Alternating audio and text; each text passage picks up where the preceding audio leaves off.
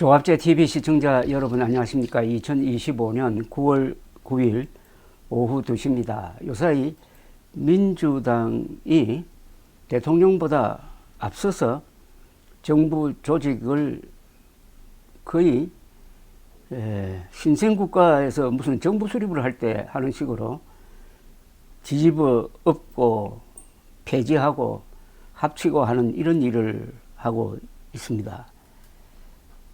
이게 사전에 아주 치밀하게 도상 연습도 하고 해야 부작용이 적은데 전혀 그런 절차를 거치지 않고 독단적으로 하는데 이 조직 원칙에도 위배되는 경우가 많습니다. 환경부에 이 에너지 정책까지 같이 맡겨버리면은 환경부는 에너지 사용에 대해서 아주 좌파적 시각으로 접근하는 경우가 많습니다. 원전도 만들지 말라, 풍력 발전, 태양광 발전 지원, 4대강 보호 해체, 이런 이야기를 하는 부서가 이 환경부인데 거기에 에너지 정책 맡겨버리면은 에너지를 줄이는 방향으로 갈 가능성이 많죠. 원래 이렇게 구성하는 게 아니죠. 검찰청 폐지도 마찬가지입니다. 그런데 이런 일종의 생체 실험식 이 개혁이란 게 반드시 구조적 반발을 부릅니다. 구조적 반발이라는 것은 이것은 거의 자동적으로 이루어집니다. 작용 반작용의 원칙처럼. 그러면은 이게 늪에 빠지고 맙니다. 그래서 최근 요 며칠 사이에 일어나고 있는 이 신생국가 정부 수립과 같은 이런 구조개혁의 결과로 3년 뒤 또는 5년 뒤에 정권이 바뀔지도 모르는 그런 상황이라고도 볼 수가 있습니다. 특히 이 가장 핵심이 검찰청을 없애는 걸 개혁이라고 지금 들고 나왔는데 이 검찰청을 없애면 어떻게 되느냐 하는 건데 우선 위헌 시비가 있습니다. 헌법에는 검찰총장이란 말이 있으니까 검찰청을 전제로 하는 거죠. 하위 법률을 개정을 해가지고 헌법에 적힌 조직을 없앨 수 있느냐 하는 이 위헌 문제가 앞으로 계속 제기될 것이라고 생각합니다.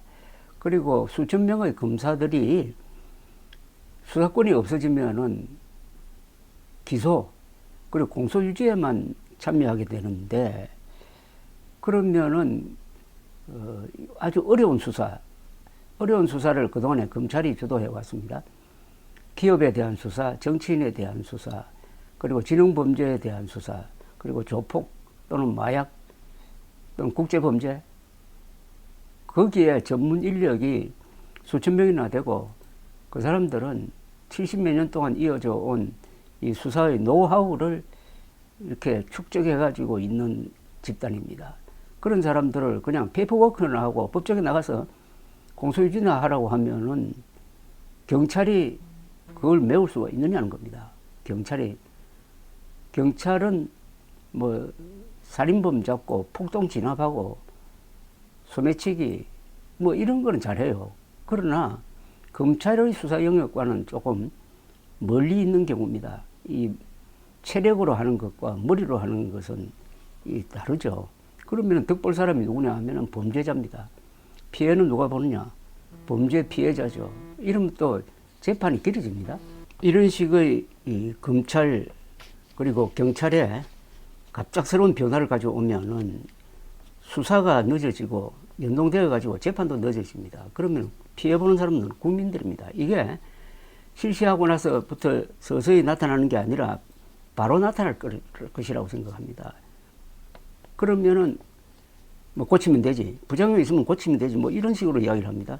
그러니까 국민들을 일종의 생체 실험 대상으로 삼고 있다는 이야기인데 이게 정청래 민주당이 주도를 하고 있는데 이 사람들이 역시 이 종북 성향은 조금 버렸는지 모르지만은 종북 좌파 성향은 그대로 유지하고 있습니다. 좌파라는 것은 계급투쟁론입니다. 계급투쟁론은 자기들이 속한 그룹의 이익을 국가보다도 민족보다도 앞세우는 사람들이죠. 그러니까 이들이 생각하는 그룹이 노동자, 농민일 수도 있고 아니면은 약자일 수도 있고 하는데 하여튼 그쪽 이익을 철저하게 대변하겠다 하는 걸 기준으로 해가지고 이런 정부 조직 개편을 하고 있습니다. 그런데 이재명 대통령이 마음이 별로 편치 않는 것으로 보입니다. 이런 이 민주당의 과격한 어떤 개혁 드라이브에 현재는 끌려가는 모습인데 아마 기회를 노리고 있을 것으로 보입니다. 검찰청에 대한 이 정부 조직법상의 개편은 뭐 추석 전에 통과시킨다고 하더라도 그와 연동돼 가지고 손을 봐야 될 다른 법률이 많습니다. 그때 어떤 행동을 지금 준비하고 있는 것으로 보이는데 지금 검찰청을 공소유지만 하는, 기소와 공소유지만 하는 공소청으로 잘라내고 남아있는 기능은 중수청, 중대수사청이라고 그래가지고 요 부서가 핵심인데 어디에 둘 거냐, 이걸 지금 행정안전부로 보내겠다는 겁니다. 그럼 행정안전부에는 경찰이 있고 또 경찰수사본부는 또 따로 있고 하니까 과거에 경찰, 검찰을 같이 통과를 하는 가장 막강한 부서가 됩니다. 그럼 독주할 수가 있죠. 그래서 공소청에 경찰에 대한 수사 지휘권 아니면은 보안 수사권을 줘야 한다 하는 문제가 앞으로 거론될 텐데 요거는 아직 쟁점으로 남겨두고 민주당과 대통령실이 줄다리기를 하면서 또 법무부도 끼어가지고 아마도 공소청에 기소권만 주어서는 안 되고 수사지휘권 또는 보안수사권을 주어야 한다는 쪽으로 타협이 될 가능성이 있습니다. 그래서 앞으로 큰 총론 차원에서 정부 조직 개편이 이루어지더라도 거기에 다른 법률을 맞춰주는 이런 과정에서 보완될 가능성은 있다고 봅니다. 중앙일보의 오늘 보도가 아주 재미가 있습니다. 이게 대통령실과 정청래 민주당이 상당히 뒤에서 갈등을 벌이고 있다는 내용입니다. 그러니까 지난 7일에 있었던 고위 당정협의회에서 검찰개혁 후속 입법의 주도권을 놓고 대통령실 우상호 정무수석 비서관과 더불어민주당 정청래 대표 사이에 신경전이 벌어졌다는 겁니다. 검찰개혁의 후속 법안을 마련하는 정부 기구 구성을 두고 이런 이견이 생겼는데 당초 당과 정부는 사전 실무 협의 과정에서 구체적 검찰개혁 방안을 당, 정, 대통령실이 모두 참여하는 총리실 산하 검찰개혁 타스크포스에서 마련하기로 공감대를 형성했다고 합니다. 그러나 지난 7일 자리에서 우상호 정무수석이 당이 빠진 정부 차원의 검찰개혁 추진기구를 설립을 해야 된다고 주장하면서 정청래 대표와 언쟁을 벌였다고 합니다. 복수의 참석자들이 중앙일보에 전한 바에 따르면 우상호 수석이 검찰개혁 관련 후속 입법안을 마련하려는 정부 기구에 여당이 들어오는 것은 관례상 모양이 맞지 않다고 했답니다. 이에 대해서 정청래 대표는 원래 사전 협의 때도 당이 참여하기로 하지 않았냐고 따지자 우 수석은 아니 의원 입법이 아니라 정부 입법 형태로 발의가 되는 건데 거기 당이 왜 관여하느냐고 했고 정청래 대표는 아니다. 사전 협의했던 초안대로 당도 후속 정부 법안을 만드는데 참여해야 하겠다고 맞섰다고 합니다. 두 사람 간의 실랑이가 계속되다가 결국 우상호 수석이 이런 말까지 했답니다. 아니 내가 정치를 해도 막말로 여기 있는 사람들보다 더 오래 했고 내 스타일을 잘 알지 않느냐. 내가 지금 대통령 이름 팔아서 내 주장을 하러 여기 앉아 있나라고 하더니 나는 그런 사람이 아니다. 당이 참여하지 말라는 게 누구 뜻인지 좀 아시겠나라고 목소리를 높였다고 합니다. 그러니까 사실상 당이 참여하지 않는 범정부 기구가 이재명 대통령의 의중이라는 뜻을 드러낸 이야기였습니다. 그러자 김민석 국무총리가 당초 당과 정부가 사전에 당초 당정이 참여하는 형태의 기구를 만드는 걸로 논의를 했더라도 그것은 초안이었을 뿐이다. 지금 이렇게 의견들이 다르니까 일단 총리실 산하 TFN 대통령실과 정부만 참여하는 것으로 하고 실제 국회 입법 과정에서 당과 긴밀히 협의해 나가는 것으로 하자고 상황을 정리했다고 합니다. 그러니까 대통령 뜻대로 하자고 한 거죠. 총리실 산하 TF에 참가하는 외부 인사를 민주당에서 일부 추천할 수 있게 하는 것으로 합의점을 찾았다는 겁니다. 정청래, 우상호가 서로 맞서니까 김민석 국무총리가 중재를 해가지고 이재명 대통령 입장을 관철시켰다. 이런 설명입니다. 그런데 이 중수청과 공소청 설치는 법률안 공포일로부터 1년 후 시행되는 걸로 되어 있습니다. 1년 동안의 조정기간이 있다는 거죠. 지금 문제가 되어 있는 게 경찰이나 중대수사청, 중수청이 수사를 해가지고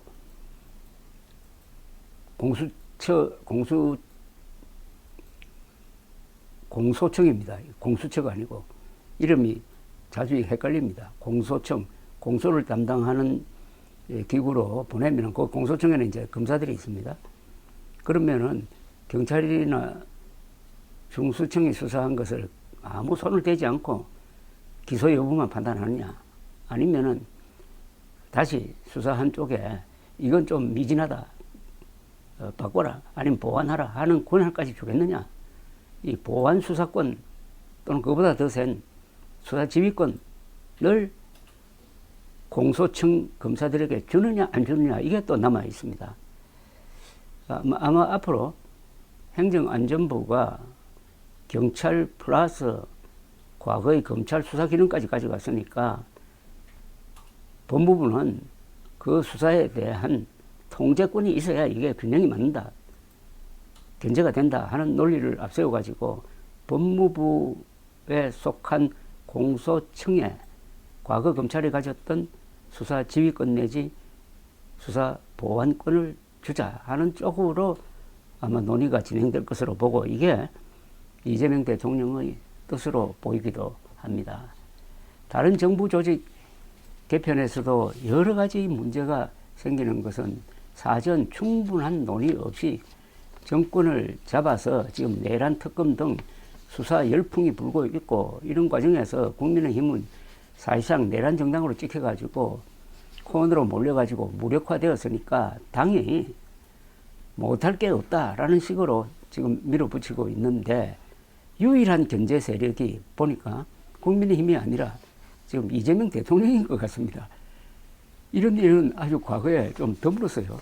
앞으로 이런 관계가 당정 갈등이라는 말이 본격적으로 나오기 시작하는데, 쉽게 말하면 이재명 대통령과 정청래 대표 사이의 이 힘겨루기란 표현이 좀 맞지 않습니다만, 어떤 양상으로 번지고 이게 개혁에 대한 부작용과 이렇게 어울려지고 또 여론이 바뀌는 이런 상황이 앞으로 1년 동안 계속되면은 1년 뒤에 가면은 지금의 검찰청이 이름만 바꿔가지고 공소청으로 또 존재하는 그런 가능 또한 있습니다. 한국 정치는 이처럼 이해관계에 있는 사람들이 가만히 있지를 않고 막 활동을 하고 싸우고 하는 건데, 이게 나름대로 의미가 있습니다. 그러다 보면은 어떤 좋은 방향이 저절로 찾아질 수도 있기 때문입니다. 이게 민주주의 좋은 점이죠. 그래서 민주주의는 실수를 견딘다고 하지 않습니까? 감사합니다.